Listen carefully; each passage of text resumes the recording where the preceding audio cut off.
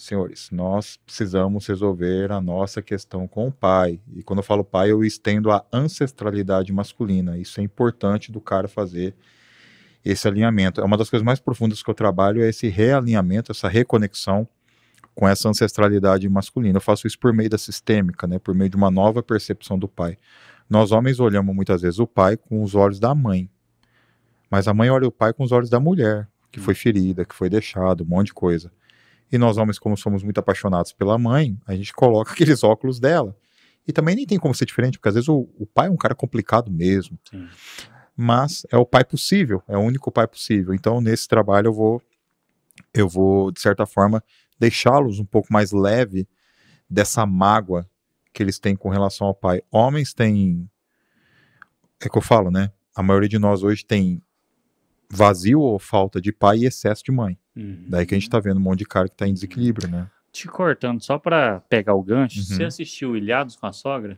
Eu fiz um react, foi meu último vídeo do YouTube, daquela senhora lá com o filho dela.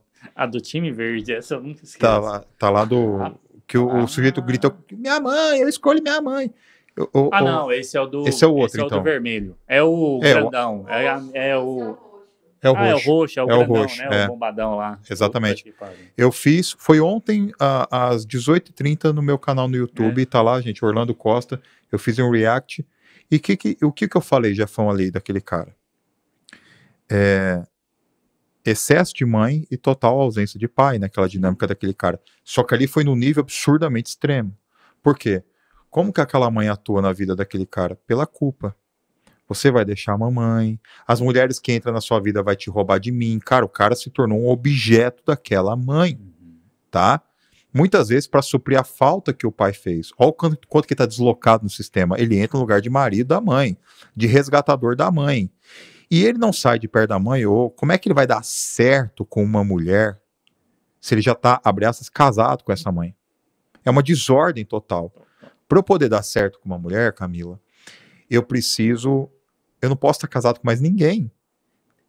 Psiquicamente, eu não posso estar casado com a minha mãe e nem dela ser dependente no nível emocional. Porque não vai dar certo. Eu costumo dizer que o masculino fraco, ele causa ele provoca, ou ele deixa acontecer um caos entre o feminino do sistema. O que é o feminino do sistema? É a mãe e agora a esposa. No caso, a relação mãe e nora. Sogra e nora.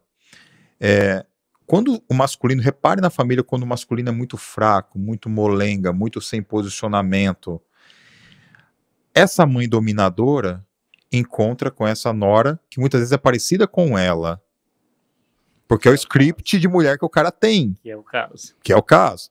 Aí, uma dominadora contra uma dominadora. Qual que é a chance disso dar certo? Pois é. Aí elas vão degladiar. Pra onde que esse cara vai? Debaixo da mesa. Sim. Porque esse masculino fraco, ele não coloca uma coisa chamada limite. Então a mãe entra na casa deles, fala o que quer, tudo. Por quê? Porque essa mãe continua vendo o filho como uma extensão dela. E não mais como algo que é apartado para o mundo. Qual que é a dinâmica que a gente sempre viveu e que agora foi desconfigurada? Qual que é a trajetória? Mãe, eu fico lá na atmosfera da mãe onde eu vou ser nutrido. Eu vou receber amor. Aquela pele dela é macia, é seguro, aquela voz é doce. Aí eu sou tirado e vou para a esfera do pai. Agora eu vou me completar. Eu vou entender o mundo da guerra, o mundo um pouco mais duro, da disciplina, do respeito, da hierarquia, da perseverança. Aquilo que é mais duro, não que o pai não seja amoroso. Isso aqui é símbolo que a gente está trabalhando. Quando eu estou completo, então, eu olho para frente e vou para o mundo. O que aconteceu com a exclusão dessa figura, eu fiquei só nesse universo. E nesse universo eu vou permanecer. Eu vou procurar uma mulher depois que cuida de mim como minha mãe cuidava. E eu falo pros caras, bicho, deixa eu te falar uma coisa. O amor da sua mãe é diferente do amor da sua esposa. Alguns caras querem comparar. Não, porque minha mãe nunca vai me abandonar. Cara, você tá falando bobagem. São amores diferentes. São lealdades que são diferentes. Então, eu costumo dizer, alguns caras confundem. Homem adulto não tem mais pai, não tem mais mãe.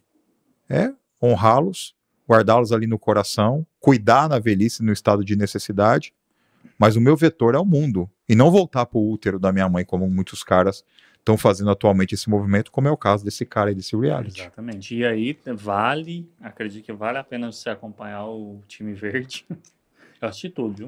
A mãe do cara é uma morena e o cara se Também posicionou, né? Isso. Eu vi esse a gente corte tem aí também. Esse cara, o Chorão, que esse cara, inclusive, ele chora dentro do bunker.